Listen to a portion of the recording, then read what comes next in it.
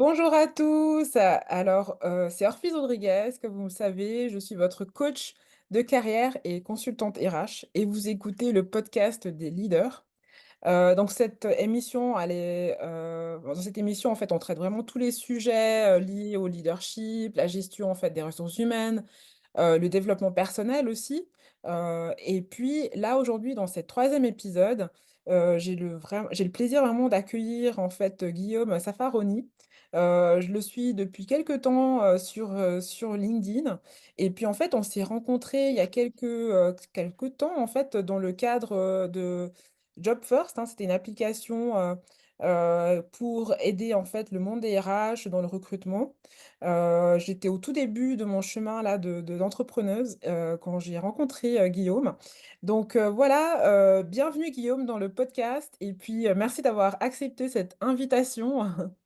Merci à toi, super sympa. En tout cas, ça fait plaisir de pouvoir discuter. Effectivement, ça fait un petit moment qu'on se connaît. Même si tu as vu, ces derniers temps, je suis assez discret hein, sur LinkedIn.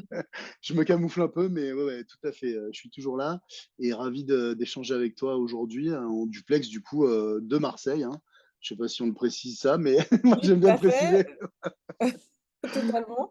Voilà. Non, mais enfin, pour la petite histoire, Guillaume, enfin, moi, j'ai entendu tes coups de tonnerre, comme on dit sur LinkedIn, avec des messages vraiment, je trouve, pertinents qui sont adressés au monde des RH. Enfin, je pense que tu as mis un peu le doigt sur beaucoup de contradictions, d'absurdités, des fois. Dans le monde du recrutement et je trouvais c'était enrichissant et surtout frais, enfin, d'avoir ce regard-là. Est-ce que tu veux juste partager un peu rapidement, enfin, qui tu es, quelle est ton expertise et comment tu es arrivé finalement dans ce monde du recrutement? Voilà, on a parlé de Job First, mais voilà, comment tu es arrivé là? Ouais, tout à fait. Bah, moi, à la base, je suis vraiment spécialisé dans le développement économique. Alors, plutôt des startups, des innovations. euh, et ça, voilà, c'est vraiment mon cheval de bataille. Et c'est vrai que c'était un monde que je connaissais pas. Donc, je suis arrivé avec un regard assez neuf, en fait, dans ce monde des RH qui est quand même un monde assez particulier au final.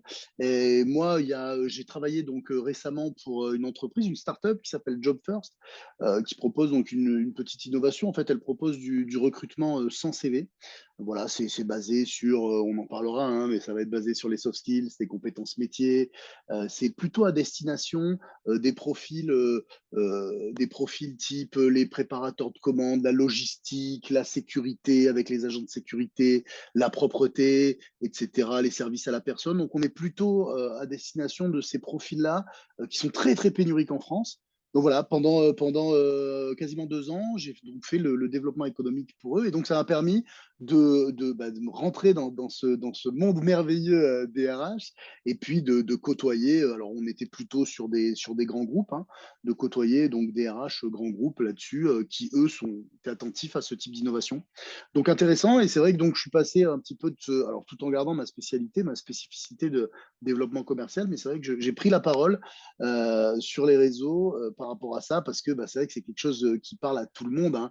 Alors quand on est RH, mais tout le monde a été candidat un jour ou l'autre, tout le monde s'est retrouvé face à un recruteur, on a tous eu des questions un petit peu bizarres, ou voilà, quels sont vos avantages voilà, tout ce genre de questions un peu chelou, voilà, on en a tous fait, donc c'est vrai que c'était assez rigolo de poster et puis de poster même des fois des coups de gueule sur des thématiques un peu spécifiques par rapport à ça. Donc voilà, en gros, hein, pour résumer, je sais pas si j'ai été très, très clair, mais Oui, oui, alors tout à fait. Puis, enfin, si je pouvais juste avoir peut-être c'est vrai que j'ai pas eu l'initiative d'aller retourner sur les posts que tu avais publiés sur LinkedIn, mais en effet, il y avait eu des thématiques du style les questions posées en entretien, du style les attentes aussi des entreprises en termes des décalages, hein, c'était ça, non, entre ce qui est proposé et ce qu'on demande du candidat, des choses ouais, comme ça en fait. ouais, Euh, ouais, tout à fait, tout à fait. Bah, des choses, moi, qui m'ont toujours titillé. Je prenais par exemple, il y en a un qui a très bien marché, c'est 6 secondes. Hein, 6 secondes, c'est le temps qu'un recruteur va mettre à consulter ton CV, en fait. ouais. Donc, on est dans quelque chose qui me semble fou parce que tu vois, moi, typiquement, je suis vraiment, vraiment nul en création de CV, enfin, c'est toujours catastrophique. J'essaye sur Canva, mais je touche à tout, c'est nul. Ça me prend un temps fou, je mets du temps à faire les trucs, et cetera. Puis alors, tu vois, tu peaufines, et cetera. Puis d'un coup, tu t'aperçois qu'en fait, le type, il va passer 6 secondes dessus, tu Secondes. vois? Donc donc en fait, c'est vrai que et j'étais sur ces thématiques-là, notamment par rapport au CV, et puis on en reparlera tout à l'heure, mais voilà, je t'ai vraiment poussé ces thématiques en disant, bah oui, bah tiens, regarde, j'ai vu que ton entreprise recrutait sur LinkedIn. Effectivement, bah, je vois l'annonce qui paraît sur LinkedIn. Je vais brancher un manager sur LinkedIn et on me dit, bah tiens, on voit ton CV. Mais attends, il y a tout dans mon profil LinkedIn. Il est vachement plus à jour que mon CV. Et en plus, il est normé. Si tu veux, c'est tout le monde a le même profil LinkedIn, entre guillemets. Donc c'est même Ouais, beaucoup plus simple finalement pour un recruteur que d'avoir des CV qui ont des formes diverses et variées. Donc, ça, c'est ce genre de truc où je me dis, mais pourquoi tu vas pas voir mon CV? Alors après, il y a toujours ces problématiques de dire, bah oui, mais lui, le recruteur, il lui faut un ATS, il lui faut un CV pour le rentrer dans son ATS et valider que la personne a fait. Bah, mais trouver des ponts avec LinkedIn, je vous en supplie, quoi.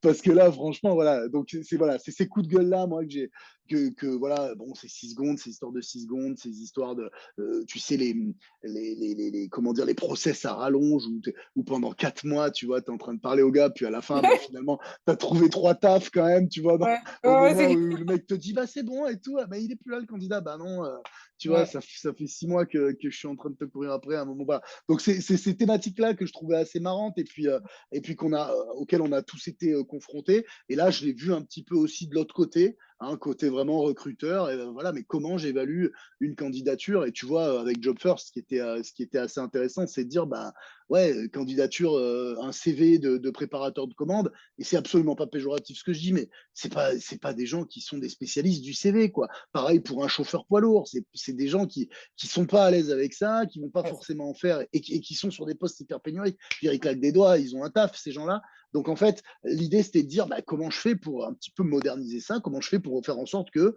le candidat, en 2-3 minutes, sur son mobile, hein, il puisse répondre à une candidature et faire en sorte que derrière, bah, le recruteur, il enregistre la candidature et il ait quand même une possibilité d'évaluer le candidat, une première possibilité de l'évaluer.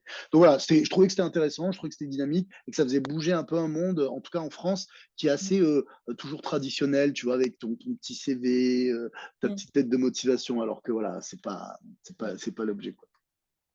Bah, c'est vrai que, en tout cas, bon, selon les profils, qu'on recherche, bon, on peut tomber sur, des profils, justement qui sont durs à trouver, mais qui sont pas experts, des codes, enfin classiques comme tu dis, des CV, bien travaillés et tout ça. Enfin, je veux dire, c'est vrai que, des applications comme Job First, dans ces cas-là, ça peut vraiment aider. Après, il y a dans d'autres secteurs il y a d'autres secteurs qui sont aussi touchés par la pénurie de talents.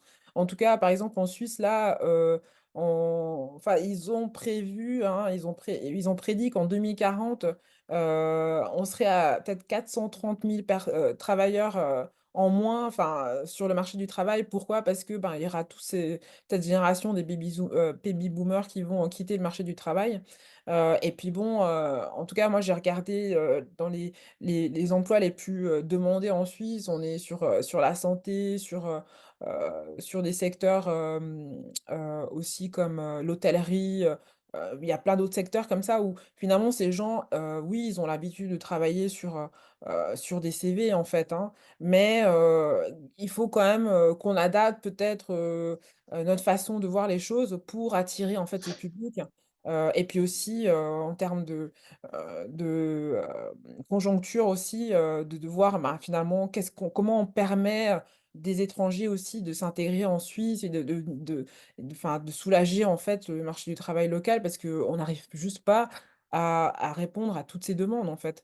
Je me suis posé la question, bah, en France, bah, comment ça se passe? Est-ce que vous avez vu un peu aussi, est-ce qu'il y a vraiment une conscience là sur cette pénurie de talent et puis sur ce besoin finalement d'ajuster un peu, les choses en fait, de s'ajuster. Mmh. Ouais, ouais, c'est très, très clair. En France, on a, de mémoire, hein, on a 79% des entreprises qui indiquent avoir des difficultés dans le recrutement. Donc Mmh. effectivement, comme tu disais, on a des secteurs, hein, moi je prenais logistique, transport, c'est très, très dur, hein. On cherche des chauffeurs un peu partout. Je prends l'exemple, de ma ville, hein, puisque Marseille est un peu le centre du monde, faut bien l'avouer. Non, je plaisante. Mais c'est vrai que nous, tu vois, typiquement la RTM, donc la Régie des transports marseillais, elle recrutait jusqu'à récemment des chauffeurs de car sans permis. Donc en fait, derrière, ils te formaient parce que bah, on n'en trouve pas. Quoi. Donc chauffeur bus, ben voilà, ils te recrutaient et ils te formaient derrière. Donc on est vraiment sur ces problématiques-là. Nous, c'est ouais, c'est quasiment 80% hein, des boîtes qui ont vraiment des difficultés là-dessus pour le recrutement. Et donc avec des secteurs, alors je pense notamment, on avait beaucoup de clients sur tout ce qui est service à la personne ici en France. C'est très très dur sont des gens qui ont énormément de travail, c'est-à-dire qu'ils ont des clients. Par contre, ils sont incapables de délivrer parce qu'ils n'arrivent pas à staffer. Voilà. Après, attention, c'est des métiers qui sont durs. Généralement, hein, c'est toujours la problématique. Hein. On se retrouve avec des métiers qui sont durs, qui sont plutôt mal payés. Voilà, on a des exemples. Moi, j'ai des exemples où, ah oui, on a des difficultés à trouver des préparateurs de commandes. Ah bon, très bien, mais en fait, c'est du travail de nuit. C'est du travail qui est payé au SMIC horaire.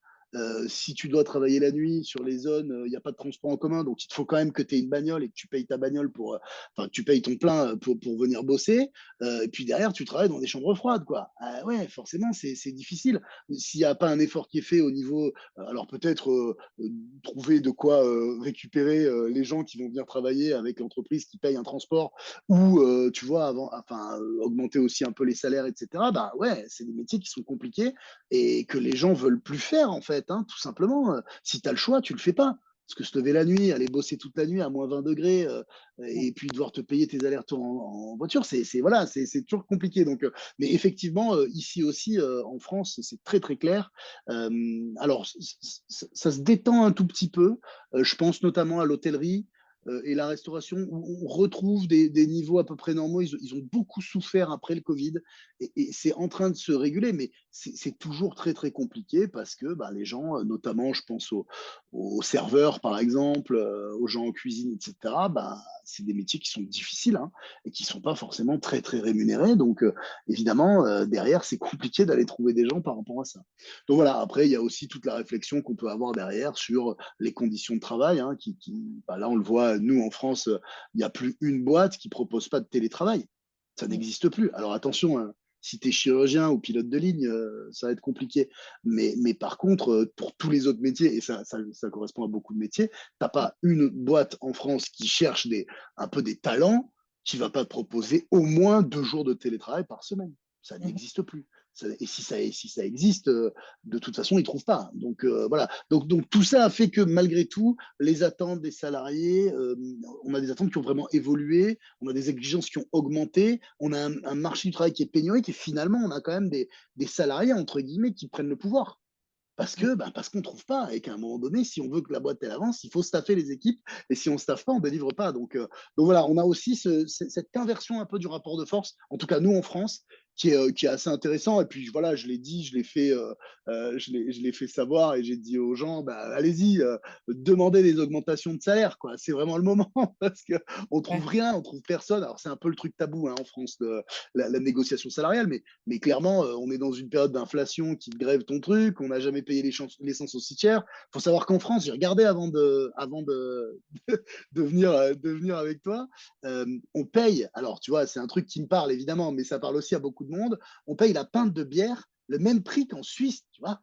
Et je trouvais Mmh. ça fou, quoi. Donc je disais aux gens et aux Français notamment, allez-y, renégociez votre salaire, c'est le moment. Et oui, effectivement, il y a un peu une inversion voilà, effectivement, le salarié a pris le pouvoir. Moi, si je perds un bon élément aujourd'hui parce que je rate une négociation annuelle, parce que pour des raisons X ou Y, j'accède pas à ces demandes, eh ben, ça va être très, très compliqué derrière de retrouver. Et probablement que le temps que je retrouve quelqu'un, que je le requalifie et que je repars, bah, je vais quand même perdre clairement du chiffre d'affaires. Voilà, ça va être préjudiciable pour l'entreprise. Donc voilà, intéressant. En tout cas, nous, on est vraiment dans cette période-là où cette pénurie fait que le rapport de force, un petit peu recruteur-recruté, recruteur-candidat, est en train de s'inverser. Bah, oui, bah, du coup, je trouve que, finalement les entreprises qui arrivent attirer davantage ces profils difficiles à trouver ou enfin, qui sont en position de force, sont justement ceux qui prennent un peu d'avance.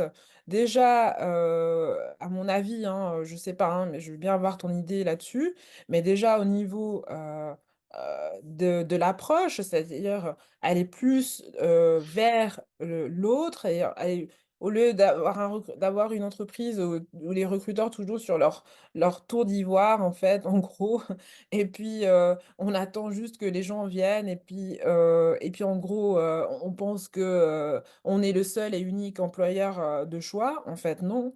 Donc c'est-à-dire, ceux qui arrivent à se mettre un peu au niveau disons des candidats et puis ça se travaille déjà même au niveau, de l'approche, c'est-à-dire de l'approche, des le tout premier contact déjà, le tout premier contact que tu as avec le candidat, au téléphone, enfin déjà juste de se mettre à son niveau en posant la question: «Mais qu'est-ce qui vous arrange le plus?» par exemple, si vous avez envie de venir sur place, est-ce que vous aimeriez nous rencontrer déjà sur vidéo? C'est déjà juste des petites démarches comme ça qui font la différence, je trouve. Et puis après, ben, c'est sûr que, quelqu'un qui se sent déjà un peu valorisé et puis écouté, il va peut-être être plus intéressé à en savoir plus sur l'entreprise, et moins à avoir envie, de négocier un salaire de ouf, si déjà tu sens que tu es bien considéré, bien traité. Moi, j'ai vu ça, j'ai, récemment une étude qui disait, c'était quoi 60 soi plus de 60 en fait de personnes, de salariés, ils choisissaient un poste, pour le plaisir qu'ils prenaient au travail et non pour l'aspect pécunier. Donc, si tu regardes, tu arrives à payer tes salaires, tu arrives à payer tes factures. C'est sûr que par exemple en France, là maintenant, on est sur, des même l'essence, moi j'ai vu Mmh.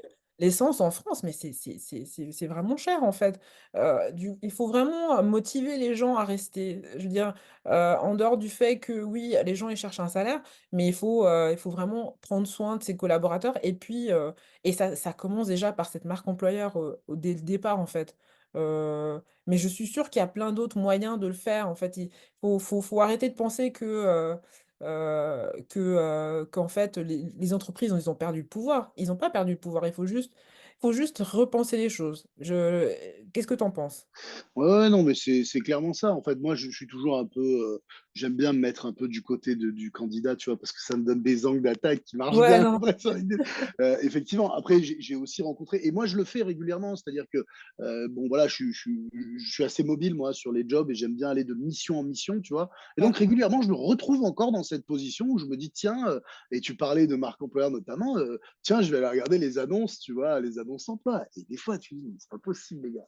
C'est pas possible. Récemment, j'en avais fait un post, mais tu vois, globalement, l'idée, c'était de dire, vous faites preuve de persévérance et de créativité tout en présentant une excellente résistance au stress. Mais rien que dans l'annonce, Non, mais sans tu déconner. déjà éliminé, les bons candidats, Non, rien qu'à non, mais moi, j'ai pas du tout envie de venir te parler, en fait, à ce c'est moment-là, tu ça. vois. Donc, et c'est pas des petites boîtes, c'est pas des trucs, mais tu te dis, mais attends, mais qu'est-ce que ça veut dire? Tu vois, on est en 2024, et là, tu dis au mec, alors non seulement, bah, tu admets que il y a du stress en entreprise, donc ça, sans problème, et en plus que tu n'as absolument rien fait pour le faire, puisque il faut que le mec que tu vas recruter, il soit résistant au stress. Bon, donc, tu vois, donc c'est ce genre de trucs. Et effectivement, il faut aller chercher les candidats là où ils sont. Donc, c'est vrai que nous, on a beaucoup, je dis toujours nous, pour Job First, hein, voilà, je suis resté, je suis parti en bon terme, mais voilà, il y a de plus en plus de recruteurs maintenant qui bossent sur les réseaux sociaux. Hein, normalement, bah, comment je fais pour te choper, toi, candidat, sur Insta, sur Facebook pour les vieux comme moi, sur TikTok pour les plus jeunes, etc. Donc, il y a vraiment ce truc-là de dire, effectivement, il faut repenser un petit peu cette approche. Ça marche bien. Il n'y a pas de temps, on ne voit pas de temps passer, en tout cas en France. Je parle toujours pour la France, hein, je suis pas vraiment spécialiste sur la Suisse, mais en France, on ne voit pas de temps passer que ça. Pourtant, c'est des choses qui marchent. Hein. Tu fais des petites campagnes, comme tu ferais des petites campagnes marketing, en fait, et Mmh. tu pousses, bah tiens, on recherche un ingénieur réseau, on recherche un commercial, etc. Ça se fait de plus en plus, et je trouve que c'est pas mal. Bon, après, effectivement, bah, quand je le vois, je suis sur mon téléphone, et il va falloir que je puisse avoir une expérience candidat qui soit mobile compatible. évidemment, parce que derrière, si je dois l'enregistrer pour repasser sur l'ordinateur en rentrant chez moi, bah, c'est fini, je postule jamais. Donc il faut penser tout ce process-là au niveau des boîtes, mais effectivement, euh, je pense qu'on gagne vraiment à être, parce que moi, je vois passer le truc. Alors déjà, quand tu es dans un secteur ou dans des secteurs qui sont pénuriques, les gens, ils sont en poste, hein.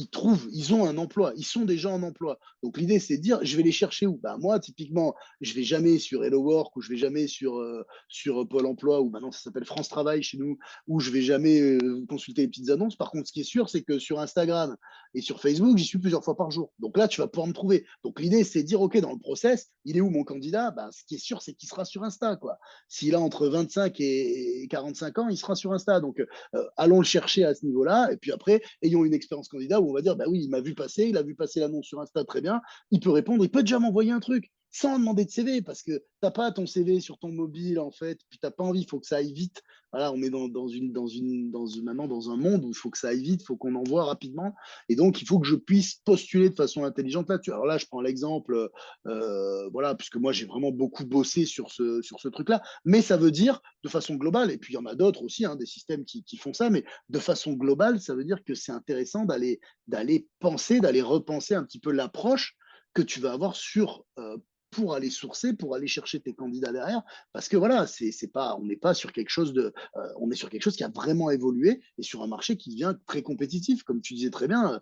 T'es pas le seul à recruter en fait, hein, on n'est plus les seuls à recruter, tu vois. Et si moi je fais une proposition à 2500 euros net quand mon concurrent en propose 3000, bah, l'affaire elle est pliée aussi. Donc voilà, c'est tout un système, je pense, à repenser. Et le fait juste de dire, bah tiens, je vais poster mon annonce je vais la multidiffuser sur Hello Work, sur Indeed et compagnie. Bon, bah, ça marche plus comme ça. Il faut vraiment être proactif. Il faut vraiment que je te vois sur LinkedIn, que les posts soient sympas, qu'ils soient bien écrits, que tu ne me parles pas de stress dans tes posts Ouais, LinkedIn. non, mais alors, je suis en train de relire ton post là justement et je le trouve mais alors, tu as eu plus de 400 réactions là-dessus, ça m'a fait vraiment, ça me puis vraiment la façon d'écrire, c'était juste, t excellent. Alors, avec le stress, voilà, dis-nous directement qu'un salarié sur 2 fait un burn-out tant qu'on y est. Ouais, c'est En ça. fait, j'ai l'impression que les annonces, comme tu dis, sont copiées-collées par les recruteurs depuis 1870. Mais oui, Franchement, voilà, il y a plus des candidats sur le marché. Ce serait pas le moment, de faire rêver un peu, ceux qui sont prêts à bosser dur pour vous? Parlez-moi d'humain, d'humour, d'amour de vous. Enfin, c'était vraiment le mot, le bon conseil là, ouais, bah, je pense que c'est parler ça. Je pense que c'est ça. Tu faut vois, et puis être humain, il y en a faut arrêter quelques-uns, mais ça représente 10%, hein. Mais il y ouais, en a ouais. quelques-uns qui commencent. Moi, j'ai répondu à une annonce qui c'était très bien, tu vois. Il y avait des posts qui étaient plus ou moins bien faits, qu'on avait envie de lire. Et puis, je contacte. Alors, moi, je contacte en direct. C'est pareil, si je dois donner de l'autre côté des tips aux candidats, contactez-les en direct, vos recruteurs, fouillez, cherchez, allez trouver la bonne personne, passez-lui un coup de fil si vous avez l'occasion. Alors là, je vois tous les recruteurs qui disent, oh putain, mais attends, si tous les candidats nous appellent, on est mort et tout, je comprends bien. Mais quand tu es candidat, je trouve que c'est pas mal. Et bon, j'anticipe un peu sur ces histoires de lettres de motivation et de CV. Moi, je trouve que c'est pas mal d'avoir quelqu'un qui dit, bah ouais, j'ai vu ça, c'est vous qui vous occupez du recrutement, oui. Ah bah écoutez, moi, je serais ravi de vous proposer ma candidature. Je trouve que cette approche-là, elle démontre déjà une motivation plutôt que d'envoyer sur la boîte mail, c'est recrutement, je lirai jamais ton mail.com. Bon, voilà, ok. Et puis après, derrière, on attend et on se dit, bah ouais, ils m'ont pas, tu vois, ils m'ont pas répondu, j'ai été ghosté, etc. Ouais, mais bon, après, le candidat aussi, vas-y, quoi. Va le chercher, envoie-le et assure-toi qu'il a bien reçu, tu vois, ton mail. Et il y a des façons de faire. Donc, moi, je dis toujours aux candidats, vraiment, va chercher, va teaser, parce que c'est la meilleure façon. Essaie de rentrer par la fenêtre, par un truc. En tout cas, fais pas que envoyer un mail pour ça, parce que voilà, effectivement, tu n'auras pas de réponse. Et bon, on comprend, hein, si le recruteur a reçu 300 mails, bah, effectivement, c'est un peu long. Donc voilà, je suis toujours un petit peu là-dessus, mais les choses évoluent, les temps changent, et voilà, on n'est plus, à mon avis, à être passif par rapport à ça, au fait d'envoyer simplement assez. Mais c'est vrai que là, bon, tu as des trucs qui me paraissent encore fous, quoi. Le coup du stress, je suis resté vraiment bête, hein. C'était des métiers qui Mais auraient pu m'intéresser en plus. ça, il y en a tout le temps, ça, c'est tout le temps. Alors, en parlant de la fameuse lettre de motivation, donc juste pour revenir là-dessus, du coup, donc moi, j'ai fait un peu, l'avocat du diable aussi en regardant un peu sur le marché, les dernières recherches qui ont été faites là-dessus. Alors, tu me diras, actuellement, donc cette étude du cabinet, Witt Associés, elle a révélé que 76,4 des décideurs RH, n'écartent pas en fait une candidature qui n'est pas accompagnée d'une lettre de motivation. Mais il y en a quand même 23,5, qui rejettent une candidature par principe, s'il y a juste pas de lettre de motivation. Donc ils considèrent que la candidature en fait, sans lettre, elle est pas professionnelle. Heu, Toi, tu te dis bon, donc tu dis voilà, les lettres de motivation, oui ou pour, contre, enfin, je veux dire, est-ce que ça a vraiment une valeur ajoutée? Il y a quelques années, la lettre de motivation, en fait, c'était la règle d'or. Je veux dire, on pouvait pas s'en éloigner, en fait. Aujourd'hui, en Suisse, je te dis, sincèrement, heu, c'est rare que tu arrives à passer sans lettre de motivation, hein, et pourtant tu as ChatGPT aussi maintenant qui s'y mêle avec, voilà, tu gagnes un temps, fou avec ça. Ils font quasiment tout le travail, enfin, qui fait quasiment tout le travail, mais on attend quand même, des lettres de motivation. Donc à ton avis, tu disais quoi? Qu'on peut ajuster, qu'on peut s'en passer? Enfin, c'était quoi? Ouais, alors à part si tu es notaire peut-être. Non, je plaisante, j'ai rien contre les notaires, hein. Non, non, mais la lettre de motivation ici en France, bon, très clairement, moi, j'en ai j crois jamais faite, à peu près. Sérieux, J'ai tu jamais fait? Non, j'ai jamais fait de lettre de motivation. Alors, je vais te dire, même le CV, à l'heure actuelle, j'en ai pas un. J'en ai pas un. Et j'ai cherché à postuler, à rencontrer les gens. Alors, on a bien essayé de me demander mon CV, mais j'ai dit, ben non, voilà, mon profil LinkedIn. Et puis, si ça convient pas, ben tant pis, en fait, c'est pas grave. Mais sur mon profil LinkedIn, il y a tout, hein. Comme tu dis, il y a mes posts qui ont bien marché, etc. T'en apprendras beaucoup plus sur moi en parcourant un petit peu mon profil LinkedIn. Tu vois, une section info qui est un peu ouf, tu vois. Donc, quand tu vas voir le truc, tu vas tout de suite comprendre qui je suis plutôt que si je te fais un CV qui sera. Je fais même pas de CV, moi, j'envoie même pas de CV, hein, quand je postule. Et tu postules comment alors? Ben, j'appelle, moi j'appelle. Généralement, je passe un coup de fil. Je, Donc je, je- Ouais. Donc toi, alors, c'est sûr que là, en France, vous êtes vraiment, vraiment sur un autre niveau là, du coup, déjà, hein. Si Alors, tu jamais fait de lettre de motivation? non, moi, j'ai pas fait une lettre de motivation et dans les boîtes que j'ai eues, j'en ai quasiment jamais vu. Alors, je dis pas que ça se fait pas, attention, mais à l'heure actuelle, enfin, en tout cas, pour moi en France, il doit y avoir 10% des candidats qui font des lettres de motivation. Ah, j'en connais un ami proche à moi qui fait encore de la motivation. Mais voilà, ça n'a pas de sens. Alors après, c'est peut-être Waouh! que. Donc vous êtes vraiment, à déjà bien évolué, du coup, à ce niveau-là en France, hein? Mmh. Bah, je sais pas. Après attention, je parle vraiment de mon expérience et je voudrais pas avoir à généraliser, mais je crois pas que, en plus, tu vois, sur les secteurs pénuriques, je pense au service à la personne, par exemple, déjà que c'est hyper compliqué d'avoir des CV. Si en plus tu demandes une lettre de motivation, mais c'est terminé. Tu n'as plus aucune candidature, quoi. Ça, c'est sûr. C'est réglé aussi. Ça, c'est sûr. Voilà. Et bon, après, moi, je suis communicant et je vais être dans le développement économique. Donc, moi, aller chercher un numéro de téléphone, avoir compris qui recrute, sur le poste, passer un petit coup de fil, envoyer un petit MP dessus pour dire ben voilà, salut, c'est moi, je suis motivé pour. Mais est-ce qu'on pourrait pas qualifier mon profil rapidement pour qu'on perde pas de temps chacun. Tu vois, c'est des trucs qui se font, enfin, en tout cas, moi, que je fais et qui marchent plutôt bien, tu vois. Bon, c'est vrai que tu es plutôt commercial aussi, donc finalement, Voilà. c'est ton côté commercial qui prime à ces niveaux-là. Ouais, Parce que c'est vrai qu'un commercial, qui écrit une lettre de motivation, en fait, finalement, on s'en fout un peu. ouais, Tu veux un commercial qui soit capable, en fait, de vendre et puis, qui soit capable d'attirer ton attention, tout de suite. Donc dans ton cas, disons, prendre le téléphone, c'est pertinent.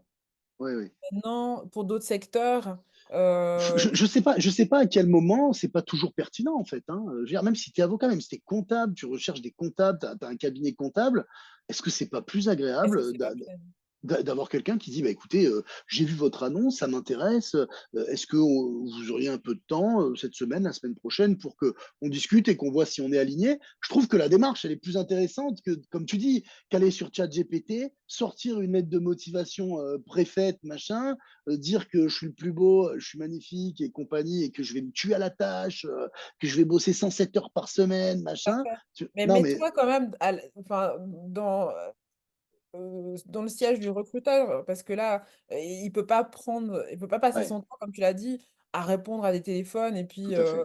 puis aller boire des cafés, quoi, avec chaque candidat, quoi. C'est juste pas Ouais, possible.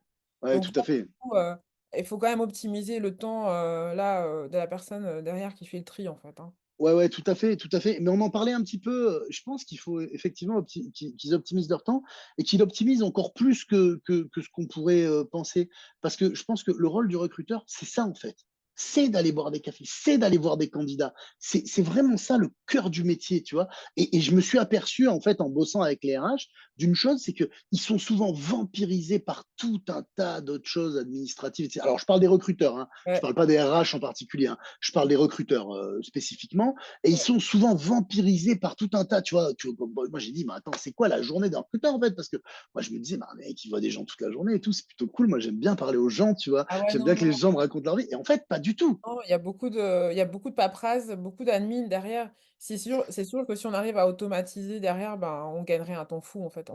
On passerait du temps beaucoup plus qualitatif derrière avec C'est les ça. candidats que si on était toujours derrière les outils, quoi. Et je pense que là, tu viens de m'apporter vraiment une vraie valeur, en tant que recruteuse aussi, de me dire: «Mais finalement, si on arrivait à un peu plus à automatiser les paperasses et à gagner plus de temps aussi, je pense, avec le candidat, ce serait beaucoup mieux, rentabilisé, disons. Ouais, ouais, ouais. Maintenant, on va pas non plus rallonger, c'est pour ça que tu vois, les process à rallonge avec, 3-4 entretiens, des tests, à tout va, c'est pas agréable non plus pour le candidat. Donc Ouais, c'est-à-dire ouais. que là, il faut aussi réfléchir à comment, on peut, je pense pas que boire des cafés, ce soit la solution avec tout le monde, mais dans ce cas-là, peut-être faire des recrutements de groupe. Moi, j'ai vu en France, des solutions là en France, franchement, vous essayez pas mal de trucs. J'avais vu une approche du style, des entretiens de groupe. C'est-à-dire que là, en une journée, tu vois un peu les candidats interagir entre eux, il y a des exercices. Comme ça, là, tu as maximisé ton temps, en fait, à passer une journée. Vous êtes plus quali c'est vraiment là, tu es vraiment, dans la qualité de voir les candidats, et qu'ils te voient aussi, en fait, hein. Donc c'est un vrai échange et en même temps, tu en rencontres plusieurs. Donc c'est pas non plus, tu es sur le coup des projecteurs, il y a que toi qui est analysé, suranalysé, mais là, en fait, on te voit dans ta nature, Ouais, ouais, simple, dans les dire interactions, ouais, ouais, ouais. beaucoup, tu es beaucoup plus relax et moins dans tu vois? Parce que tu sais que tu as beaucoup d'autres candidats aussi qui sont dans la même situation que toi, en fait, tout simplement. Ouais, ouais, non, mais il y a plein de choses qui sont faites par rapport à ça. Moi, j'ai même entendu quelqu'un qui faisait du recrutement dans la rue, du recrutement de Ouais, rue, quoi. Les ouais, gens se ouais, ouais, baladaient et ils recrutaient dans la rue, etc. Je trouve ça intéressant. Donc, il y a pas mal de choses qui commencent à sortir, mais justement parce que ce rapport de force entre les candidats et les recruteurs, bah, il s'est un peu inversé. Et donc, effectivement, il y a et même pour les grandes boîtes, hein, moi, j'étais vraiment sur les grands comptes. Je me suis aperçu que ces grands comptes, alors, ouais, bon, sans les citer, mais que pas mal de grands comptes étaient très, très en veille sur les solutions innovantes, sur le raccourcissement des process, l'inclusivité, ouais, tout genre de choses. Ils ont le temps, ils sont assez. Moi, j'ai trouvé que c'était assez agréable de parler avec ces acteurs-là, même si on m'avait dit, mais attends, c'est des gros acteurs, etc. Ils ont pas le temps. En fait, non, c'est faux. Ils ont totalement le temps et ils sont déjà acculturés à ce genre d'innovation, etc. Donc, c'est très intéressant aussi d'aller voir ce qui se fait dans les grands groupes. Alors, bon, pas tous les grands groupes, évidemment, mais il y en a quand même un certain nombre, moi, que j'ai côtoyé et qui mettent en place différents types qui testent, qui vont chercher, qui se tiennent informés, etc. Et qui sont vraiment sensibilisés à l'innovation de par leur éducation, je pense, par rapport à ça. Mais c'est assez intéressant aussi d'aller voir ce qu'ils font de leur côté parce que voilà, bon, alors je dis pas d'aller voir forcément dans la Silicon Valley non plus, mais il y a quand même des choses qu'on peut aller prendre. Et je trouve que c'est toujours bien de benchmarker un peu ses meilleures pratiques, tu vois, de regarder un petit peu, bah ouais, qu'est-ce qui est innovant, qu'est-ce qui a changé, comment je fais pour recruter une star, parce qu'en fait, je veux une star, moi. Je veux ouais. quelqu'un dans ma boîte qui soit vraiment à sa place et qui dépote, quoi, tu vois. Donc, comment je fais pour le recruter lui? Quelle est l'approche, effectivement? Alors, si je suis là, bah écoute, tu nous envoies par courrier, par pigeon voyageur, hein, une lettre de motivation, machin, manuscrite, tu sais, avec le sceau en cire, tu sais, dessus. Donc, tu vois, c'est des trucs où voilà, je me dis, bon, c'est dommage. Et puis, finalement, ça apporte pas grand-chose, quoi. Après, Mmh. voilà, moi, encore une fois, je suis pas spécialisé dans les process de recrutement. C'est juste mon ressenti, mais je préfère une approche assez directe, assez rapide et directe, plutôt que, voilà, envoyer un courrier en Ouais. 2024. Donc finalement, bah, c'est ça, est-ce que tu as un dernier conseil à donner peut-être aux recruteurs pour justement, bah, comme tu l'as dit, hein, il faut faut aller innover, il faut aller voir ce qui se passe ailleurs. Heu, qu'est-ce que tu pourrais donner comme conseil à justement des entreprises qui sont, face à du vraiment un public, heu, moindre et puis, qui sont vraiment en quête de talent et voilà, quel est ton mot de fin pour eux, pour améliorer, leur expérience et aussi l'expérience des candidats? Ouais, bah là-dessus, c'est t'en parlais un petit peu. Je pense qu'il y a plusieurs choses, notamment un peu la notoriété, enfin voilà, tout ce qu'on va appeler la marque employeur, notamment. Donc ça, c'est pas mal de bosser. Maintenant, il faut vraiment bosser sa marque employeur. Je pense que, mais c'est pas décorrélé du fait d'avoir des candidats et de faire du sourcing derrière. Il existe pas mal d'outils. Alors, il y a pas mal de personnes qui sont spécialisées hein, sur les problématiques de marque employeur. Moi, je serais assez pour quand il y a vraiment ces problématiques de postes récurrents où on cherche, où on est en croissance, etc. Moi, j'ai été approché notamment parce que toutes les techniques d'automatisation qu'on va trouver sur LinkedIn pour aller chercher des clients, on a exactement les mêmes choses pour aller chercher des candidats. Donc en Ouais. réalité, voilà, on peut faire des séquences d'automatisation qui sont très très bien foutues. Je pense à des outils comme la grosse machine, par exemple, gross en anglais, hein, la grosse machine, donc qui permet d'aller taper comme ça et de dire, et de plus en plus de recruteurs, alors surtout les agences, mais se mettent à faire ça en disant, bah, OK, je sais que je peux automatiquement aller contacter 40 candidats, tu vois, ça te laisse du temps, ton sourcing, il est fait. Si tu sais un peu écrire, si tu as des séquences qui sont un peu bien foutues, alors c'est un métier, hein. Moi, j'ai été contacté typiquement par des entreprises pour faire ça, hein, pour leur faire des séquences multicanales d'approche. Derrière, tu fais l'inbound avec tes articles, tu travailles ta marque employeur avec tes articles réguliers sur LinkedIn, tes posts sur LinkedIn, etc. Donc moi, je serais assez pour dire, allez-y, surtout au niveau du sourcing là-dessus, il y a vraiment matière à faire. Voilà, prenez des exemples sur tout ce qu'on fait en grosse marketing, en automatisation par rapport à ça. Si c'est bien foutu, ça marche, hein. Moi, mes dernières campagnes, j'ai 35% de gens qui me répondent sur LinkedIn, tu vois. 35% sur des badges de 200 à 400 personnes contactées. Ça fait du monde. Alors, ce pas des personnes avec qui forcément tu vas signer, mais qui disent, ah oui, sympa, l'approche est originale, je garde ça en tête, etc. Ouais, Donc, tu peux quand même réussir même si ça fait peur à tout le monde, ces histoires d'automatisation, tu peux réussir à faire des trucs un peu sympas, un peu bien pensés. L'idée, c'est d'avoir un ciblage très précis. Hein. Qui sont mes candidats, qui je veux aller chercher. Et une fois que tu as tes listings, bah derrière, c'est très facile d'aller automatiser ça. Et donc, de gagner pas mal de temps de sourcing par rapport à ça.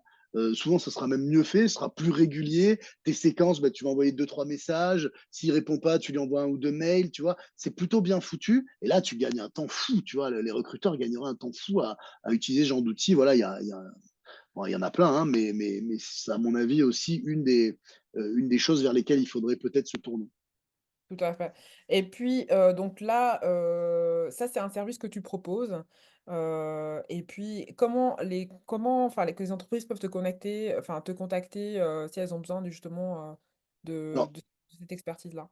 ouais, ouais, bah alors moi, c'est LinkedIn, hein, et puis on discute. Comme je te disais, je suis pas très formel, mais c'est vrai que j'aime bien qu'on me dise, écoute, voilà, effectivement, nous, on veut renforcer notre visibilité sur LinkedIn. Alors, ce que je fais généralement, c'est que je prends un profil de l'entreprise, par exemple le recruteur ou le DRH, par exemple, n'importe qui, et on va se dire, on va s'astreindre à dire, OK, on va publier avec ton profil 2 fois par semaine. Des publications qui ont un rapport avec les gens que tu veux recruter, évidemment. Hein. Donc, on va cibler peut-être tel et tel poste qui te semble intéressant sur lesquels on va recruter. On va parler des problématiques, des métiers de ces gens-là au niveau inbound marketing. Donc, on va faire des posts LinkedIn. On va proposer aussi des contenus, etc.